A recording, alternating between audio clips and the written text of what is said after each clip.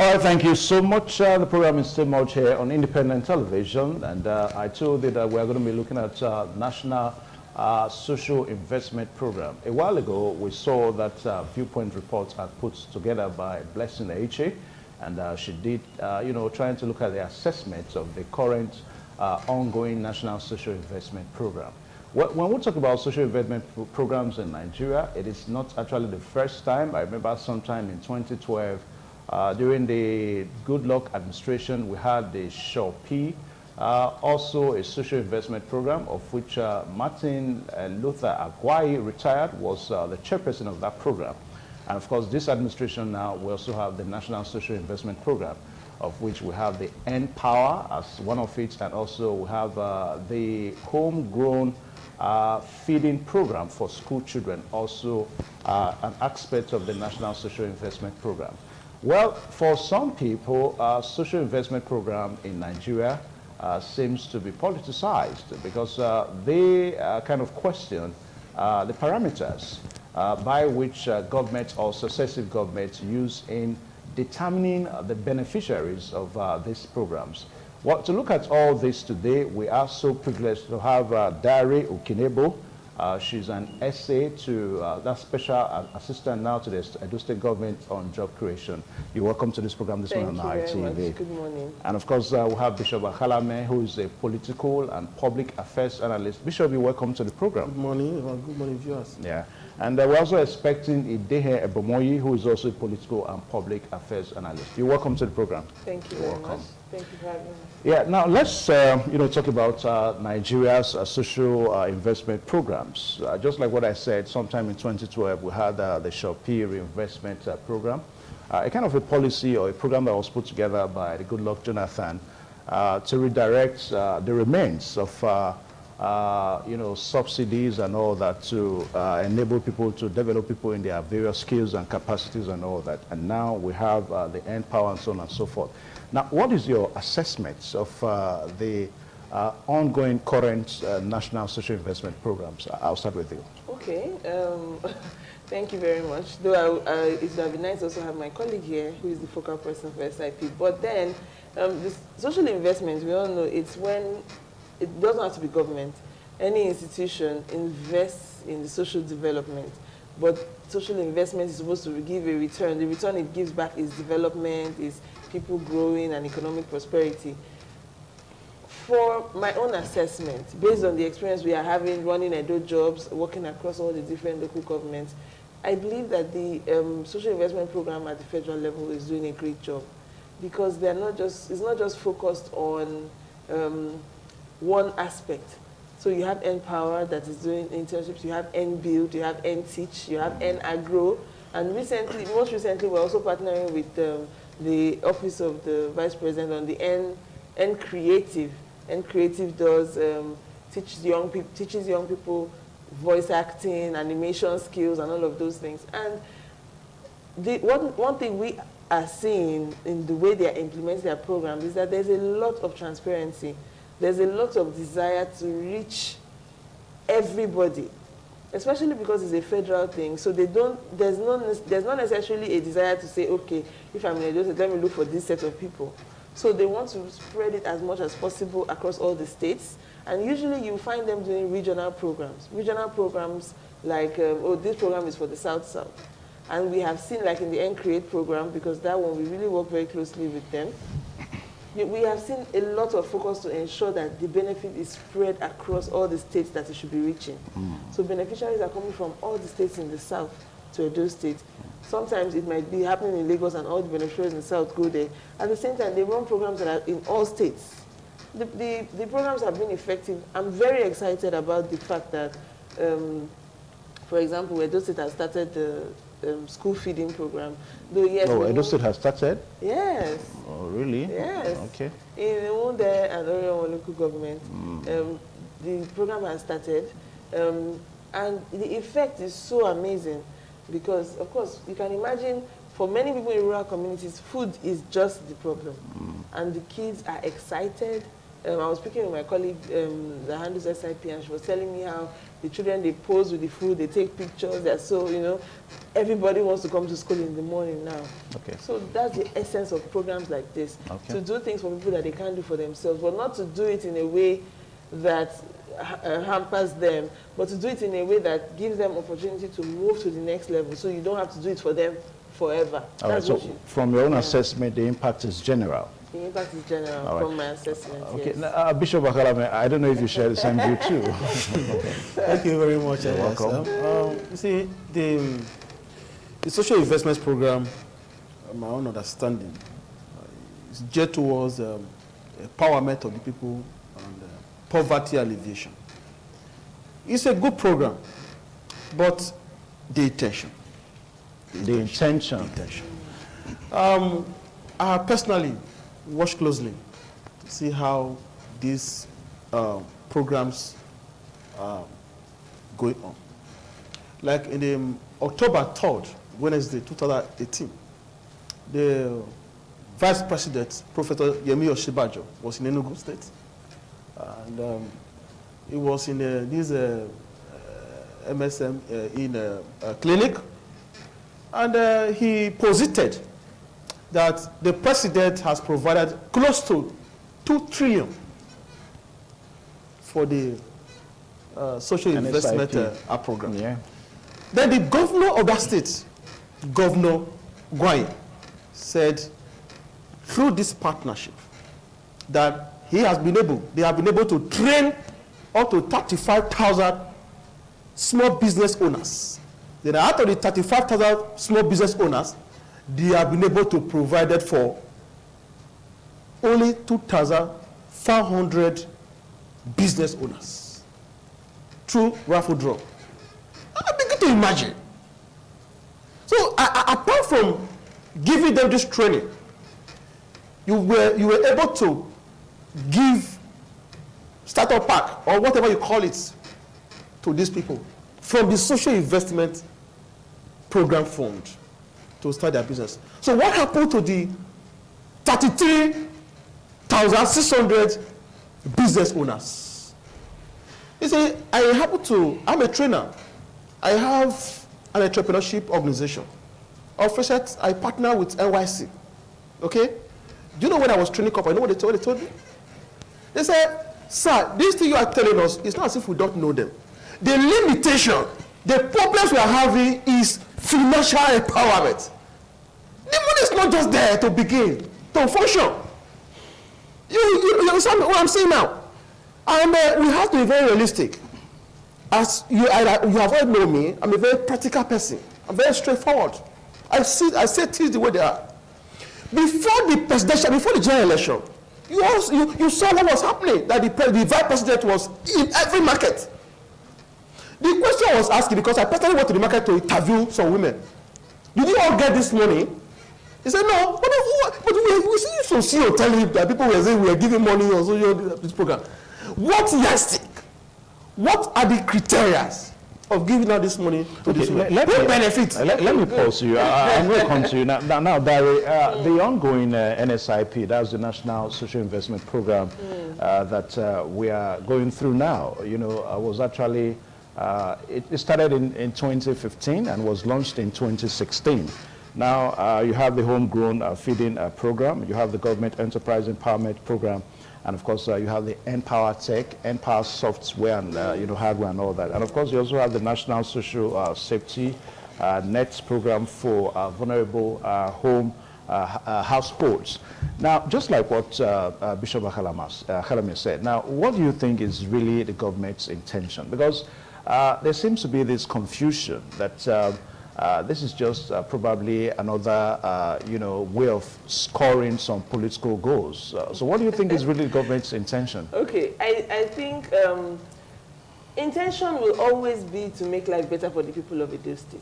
I said Edo State because I'm thinking of Edo State, but yes, for the people of Nigeria, that is the intention. Now, the truth about it is, no matter what you do, we will have situations like this. So I'll give an example. Using Edo Jobs. Okay.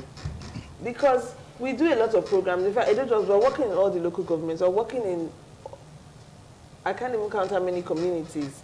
But I was doing programs for people at different levels. But still, today, if I pick my phone, I will still see people saying, oh, it's for certain kind of people, or, oh, it's not real, and things like that. But it's expected and it's understandable.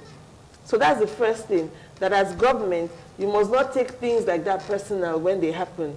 Everybody wants to benefit. But by that same yardstick that everybody wants to benefit, it makes situations like what he's talking about happen. You have an amount of funds. It might sound like a lot of money, but by the time you share it among 120 million Nigerians, you realize that, of course, not everybody can get everything. What you want is a situation where as many people as you can reach. Like I say this a lot, when we have programs and we have our beneficiaries that are doing so many amazing things that, I mean, will always keep us motivated. Yeah, that seems to be the point of confusion now. Now, I asked, what is the intention? Yes. Because for some people, they see it as, oh, this is government giving us job. And for some people, they actually see that, okay, it's a way of trying to look good. People, you know, getting their skills improved upon and all that. Yes. What is really the intention? So the intention... Is it to really create job, or yes, to develop people in terms of their skills so that they can get job for themselves? Let me put the final intention. The final intention is for people to be able to earn a living that they can live on, that they can grow on. So not to just earn a living and be stuck there, but that they can continue to grow. Now, for you to earn a living, it means that you have a job or you have a good business. So some businesses are more of a drain on the entrepreneur. They're not helping them in any way. So it's either you have a good job or you have a good business. Now, what makes a good job? What makes a good business? What makes somebody able to get that good job? It does not matter whether you are government that is doing the job creation program, or whether you are an NGO, whether you are an international. The same thing, the same criteria is used to determine if a person can get a job or not, because the employer makes the final choice. So if, for example, the kind of jobs people want, they don't have the skills for it, and you want them to get that job, you have no option but to train them. If you want people, like you give the example of entrepreneurs, if you want people to have good businesses, and as you interact, you see that, okay, this person has tried, but then is missing a lot in terms of sales. Oh, this person is not keeping his books properly, so he can never get a loan. He can never get access to the things you want him to get. What options do you have but to train? So, and then it's not just that. Also, a lot of times, people have the solution to their problems in their hands, but it's a mindset thing. Okay. So the only way you can do that is to reorient the way people think. Now, doing all of these things, I mean, what does government have to lose? If government is just trying to score points, right, and there is an easy way for government to score those points, the government might as well do it. Okay, now, Bishop, I remember 2012, Goodluck Jonathan was the president, and of course we had the Shopee up till about 2013, 2014. Now, for some people, it's probably a kind of a change of just the nomenclature. I mean, the Shopee was also directed at empowering people's capacity, developing skills and all that, just like you have the end PowerPoint and all that now. But what seems to be lacking is this, you know, lack of continuity in all these attempts, you know, by the government. So what do you think is the implication of all this? Well, my dear brother Evers, you see, Nigeria is a country that has a lot of very intelligent personalities. But it's a pity that a lot of them today who we have in power cannot solve our problems. You know why? They put the cart before the horse. When you put the cart before the horse, you know that the cart can never drag the horse. It will slow down the movement of the horse. If you check what is happening, like when I started in this program, I told you that we don't need to beat about the bush. We call a spade a spade. Most of the programs you are seeing, they are political. You see that the activities of these programs, they are always at the peak during election, close to election. I ask you this question now. When was the last time you saw the vice president in the market? Even the Shopee you saw, who were the beneficiaries? I'm coming now. I'm coming. That's a claim is also subject. I'm coming. You talk about the Shopee. That was the time of the PDP. Yeah. Tell me, who were the beneficiaries? The Shopee fund was free for them too. See, let me tell you something.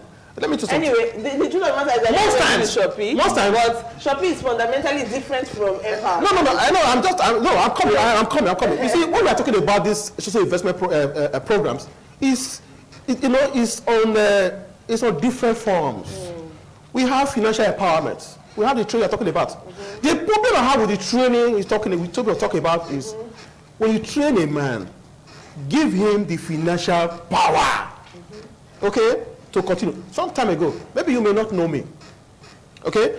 I happen to have a lot of youth around me. I saw they were complaining. I said, but the governor is training you guys. What is happening? Why is he complaining about jobs? He said, yes. He was part of these people that were trained in collaboration with that Empower and Gogo to train them on digital digital skills. To take advantage of the digital economy. He said they were promised some money to start up the business. He said, but today they are still waiting. So it's as if it was not even as good at all to have gone to that training. He said, is it a rocket science to begin? They say, yes. So when I look at all these things, I begin to imagine what is happening. Why I'm saying this now, Mr. Evers, I mentioned something, I said they put the cart before the horse. Today, what we are doing is that we are just remassing the problems we are having. All these programs are saying they are good. Good in an economy that is already working. Okay? How will you give somebody 10,000 now to start business? Good, you have done him good. Now the person now, maybe because you look at the money, it's not much. Let me go into the sales of oil, pepper, melon. And maybe the person happens to stay at technical school, down. Now he's going to the market to sell those things. Now he enter keke from technical school where you have about 4 rivers. Then before you get to the junction, the keke will just meander, something happen, and the oil and this thing throw off. So the person will go back to the position she was before she was giving that 10,000 naira from this social investment program. So what we are saying? No. I'm not saying they should not do that. What I am saying is this: we are leaving what we're supposed to do, and begin to romance our problem because we begin to do what do you think? In as far as I'm concerned in as far as I'm concerned right now, it's as if they are romancing the problem. The problem is not being solved. So what are the problems? So no, the problem is this. My sister, the problem is this. Okay, Nigeria is underdeveloped. Okay, it's underdeveloped. According to the general manager of the former manager of the United Special Fund, he said there is no general definition of underdeveloped. He said, but when you see one, you should be able to know. How do you know? You see a country with poverty. You see a country where there's unemployment. You see a country where the educational value is dwindling. You see a country where there's no electricity. And when you see Nigeria, you see all these characters glaring. What do we need to do? We have what is called development strategies, development theories. Yeah, Bishop, when you talk about, well, let me pause you so that I can bring Dari in. I'm going to ask you, because when you talk about strategies now, well, I'll leave you to explain that more. Thank you very much. But Dari, just like what Bishop is trying to, find answers to.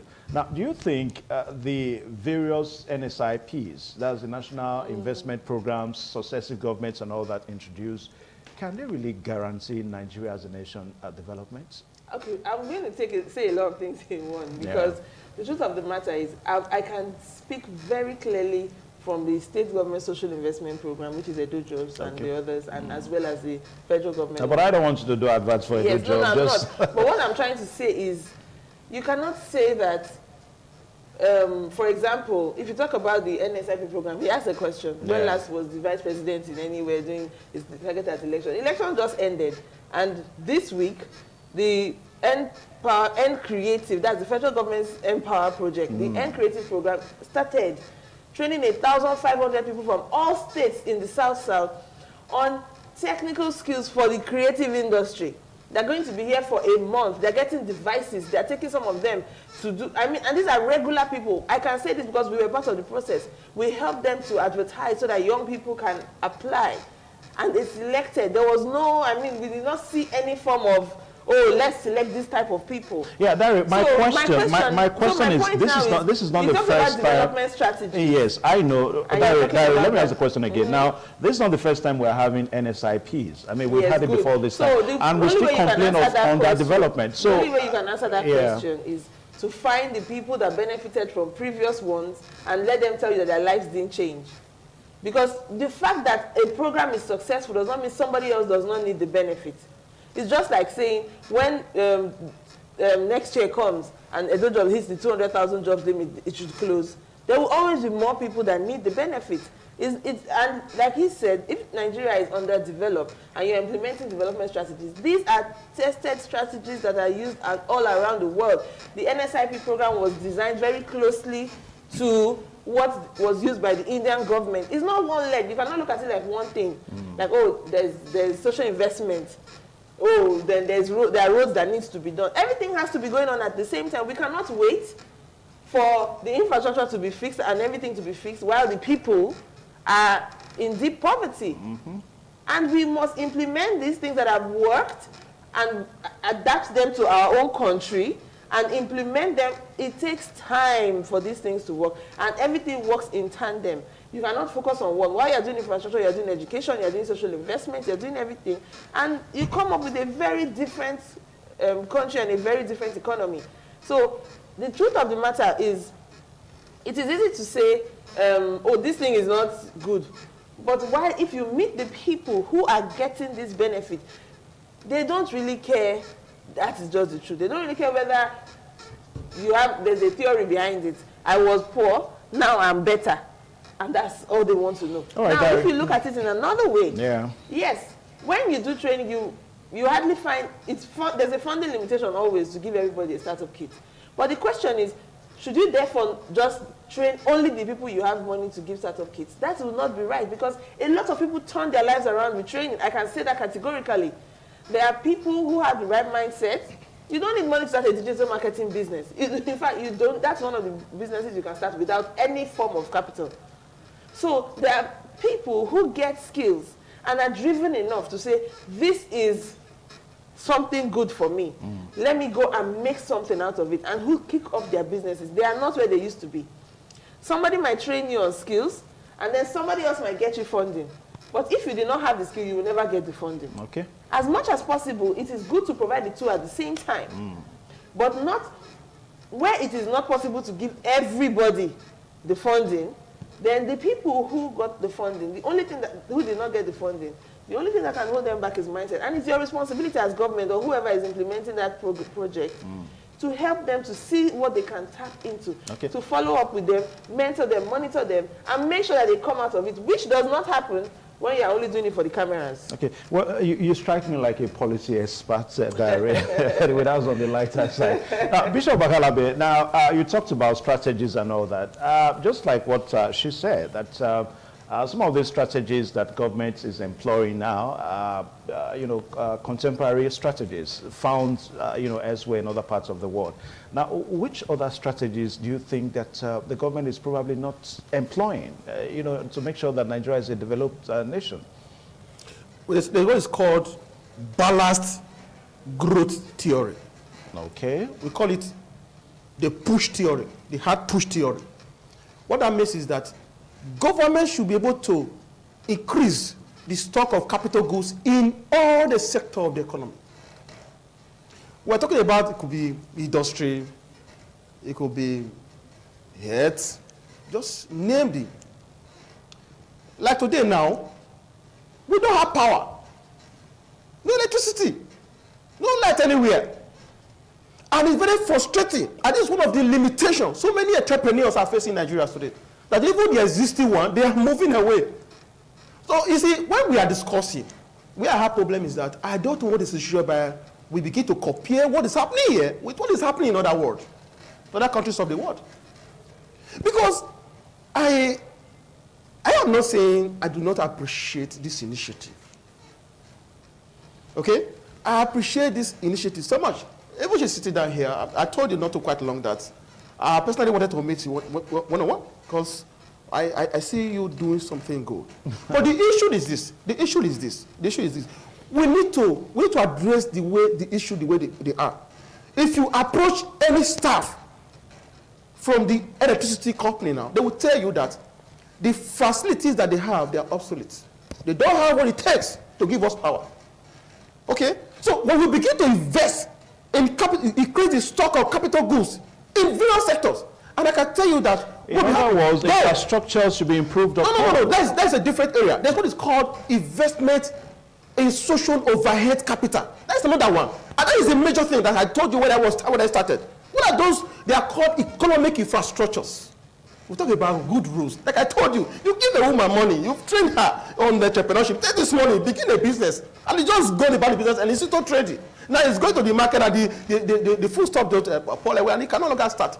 So what we are saying here, I told you before, I am not against this initiative. What I'm saying is that we are putting the cart before the horse. So this thing is taking the attention of the government. They concentrate so much on it to tell the people that we are doing very well. Economically, we are not doing very well. Okay? Because most of the roads today, they are not seem motorable. Even we see most times every year, you see this government will go out and all. The same road, you see on construction. A lot of things are not moving. Most importantly, the power, the ports, irrigation systems for the farmers she talks about. Okay? Then the one that always gives me concern is that if Nigeria must have growth, must develop, there must be a growth that must emanate for import substitution.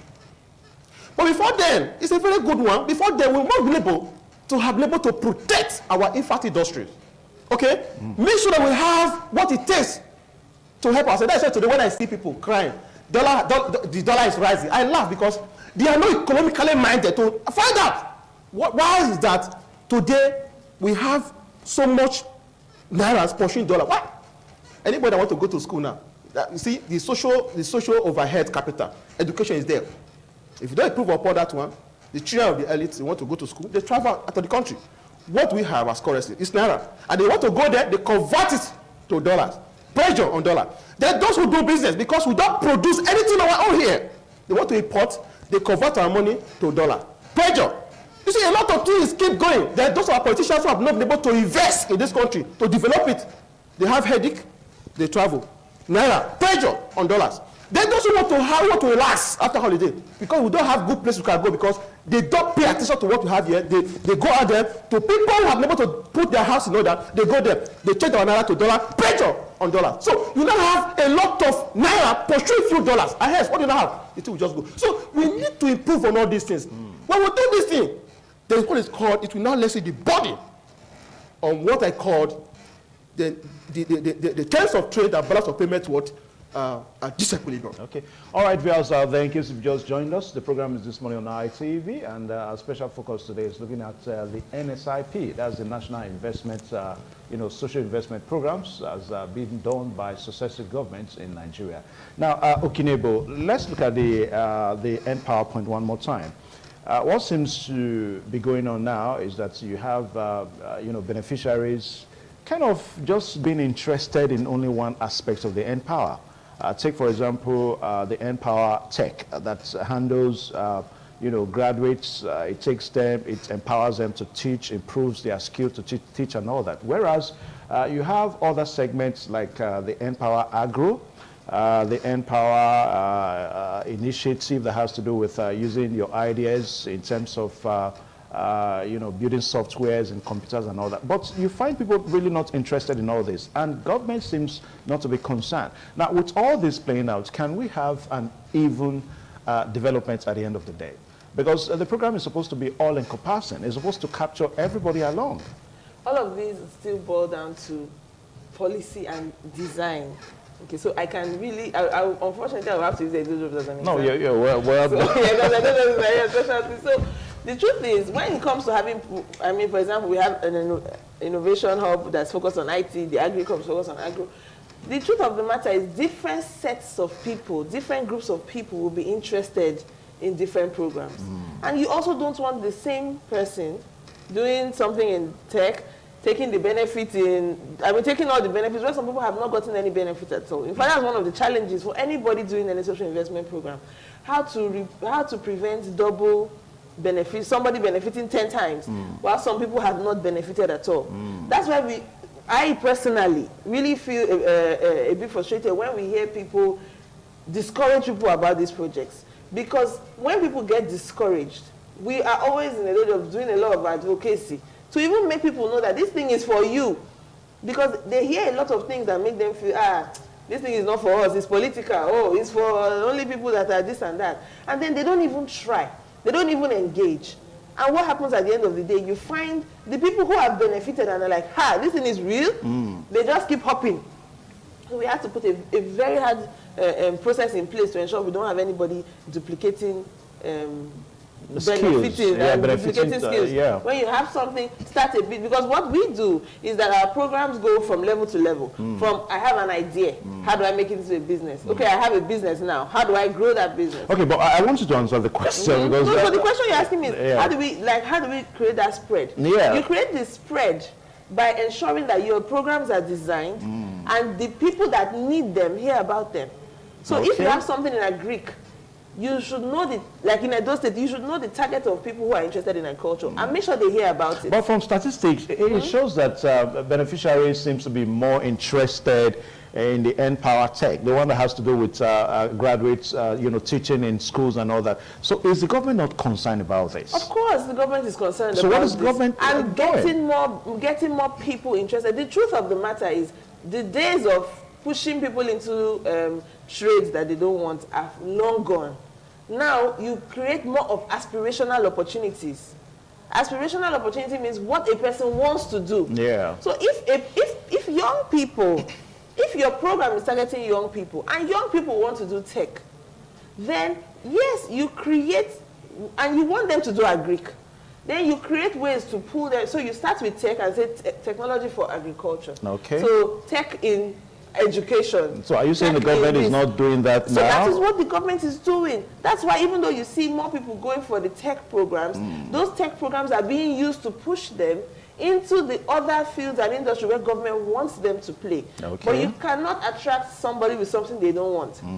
So yes, you have to first open the door and let them do the one that is interested in them. Then you show them opportunities. But there are still people that want to do agri, so you cannot cancel that program. You still do it and get the people that want to come in directly while you use these other ones that people want to push them into those industries. Okay, now Bishop, let's talk about the homegrown food, the homegrown school feeding program, which is also part of the N-Power social investment program too. Now, for some people, they don't really feel comfortable about this. I mean, if a nation like Nigeria is to go forward, we should not talk about homegrown school feeding program. What's your take on that, Bishop? The feeding program? For the beginning, I have always discouraged that development. I do not like the idea. You know what? What picture are we trying to paint? What impression are we creating? Are we saying that the government is aware that people are poor, they can't even eat? So you can't solve their problem. So let me take the food now to their children in school. No, you see, it's laughable. You see, most times you may have good intention of doing anything. But if you look at it the other way around, let's be realistic. Now you are a leader, you are a governor. Let's say, assuming you are a leader in any of the states. Okay?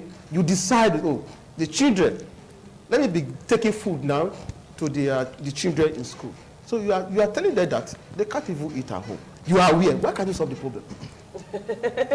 Why can't you solve the problem? Yeah, but we should also be able to look at the benefits. What benefit? What benefit? Let me tell you something. If I have a child in school, I will not even I will even coach him or her. Please don't eat. Don't eat. Okay. You see, what I'm saying is this. The government should be able to alleviate the suffering of the people. Okay? Take away poverty away from the people. Like I've always said, there are things you need to do. Even when the woman sells sachet water, she'll be so comfortable. So you know that these things are not right. You know the people are suffering. That means the awareness is there. So hence, let me take the food. Have you ever seen the food? Is that ever? Have you seen the food? Well, I'm taking my time to look at the food. but that's not the issue here. The issue here, you are asking me whether it's a good program. Now, we're talking about the children food in the schools. We're not discussing.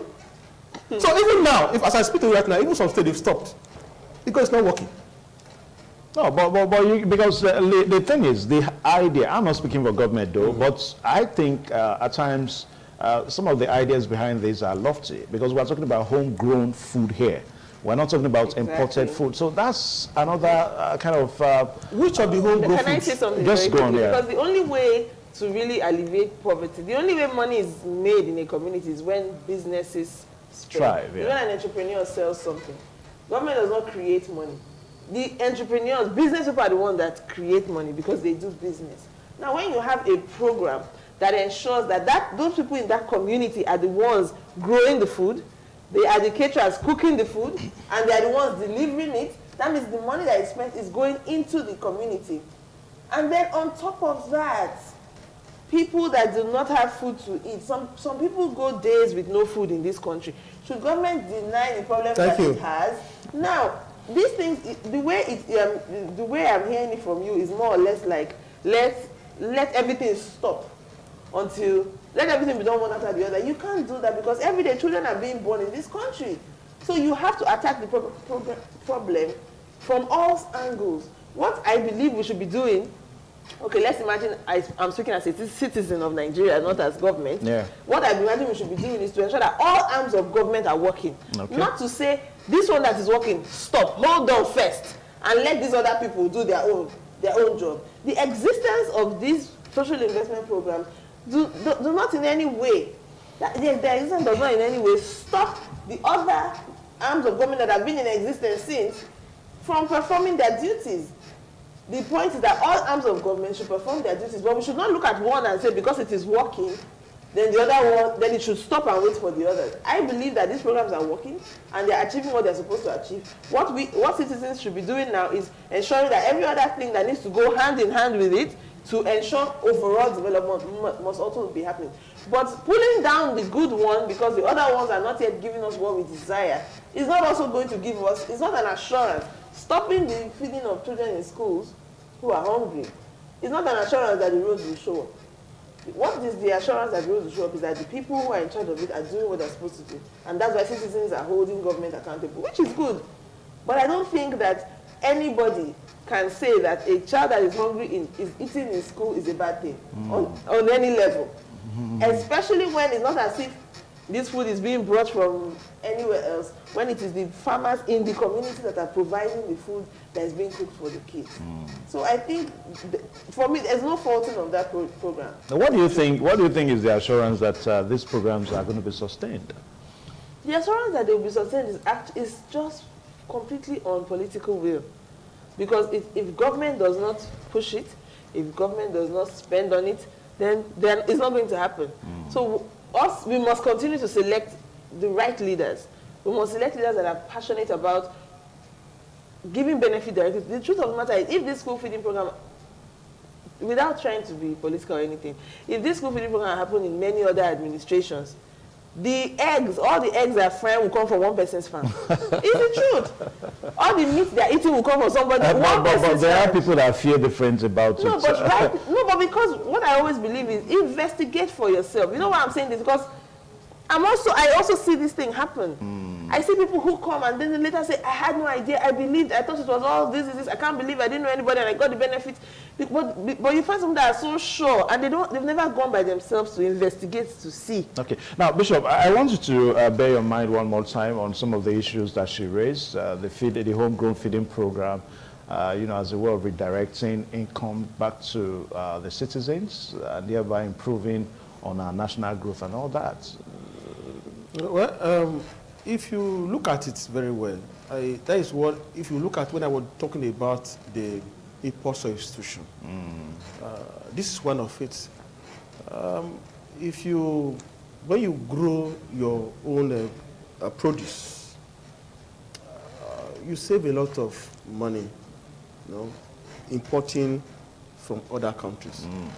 Then you you encourage those producing within to put more effort in doing what they are doing. They now feel that their effort is now being recognized. So a situation whereby you have maybe, take for instance, like now I used to say we produce rice from Onwa and the rest, and we don't eat this rice. What we eat and rice we import from other countries of the world. So I think it's a way of encouraging domestic production. Okay. But what I am saying, what I'm not comfortable with is when programs like this are on, they shouldn't be just to gain popularity during an election, to get people's votes, that even after that election, the programs will not be sustained. Like you said, we have had a lot of programs before. Now, where are the programs? Natural death. Because the programs were not genuine. They were political. Just to win the heart of the people, to give them their vote. After the vote, the program will just go like that. Sustainability. I want to see these programs. From after these 4 years, we still see them again in another 4 years. Then people like will come on air. They will begin to talk the way she's talking now. You know what I'm saying? Yeah. Because we cannot begin to talk the way she's talking now, where we know what has happened before, and we know where this is started. The feeding program I'm talking about, is it in all states? Evers, is it in all states? But we were told that government told us that they were going to start with Pioneer State. And she just informed that Edo State has joined. The truth of the matter You listen to her very well. It's not say the feeding, is it from federal government, the state? The feeding is from federal government and state. So a state has to, any state that doesn't have school feeding, the state has not yet come to say, okay, I want to do this. But any state that says, oh, I'm ready to do this, for me, I think I agree with you 100% that time will tell. Thank you. So the people who are implementing, at least so far we have seen consistency. I think we cannot deny that. We have seen that, oh, they just finished an election and the program has already kicked off in full steam. That's a good sign. We can only say time will tell. Okay. Let's watch and see. One other aspect I also want us to talk about is the issue of corruption. Because remember the time of Shopee, there were allegations that some officials of Shopee were being alleged against to have been found, in corruption as it relates to disbursing fund and all that. Now, I believe all these at times can be, some working forces against government's intention in ensuring that these social investment programs gets to the beneficiaries. So how can we deal with the issue of corruption, in the NSIPs? If you get me started on corruption, we'll not leave you, because that's something that so the problem with corruption is that it is, for me, I just define it's a communicable disease. Okay. It's not something that you just find in one place. It's a system that is born on self-interest. And it is so bad. Any system that does not take care of removing your self-interest from the project is bound to die. But at times, government is also found wanting in this direction. I remember sometime in Borno State, a particular officer of the homegrown feeding program was being alleged against of corruption. And people said that the government did not really do anything about it. So I think that's where the issue of politics is now coming into it, just like what Bishop is saying. So the truth about it is there will definitely be cases, because Nigeria has been on this path for such a long time that as much as we have leaders that are trying to reform this, some people have already been entrenched in that mindset and way of doing things.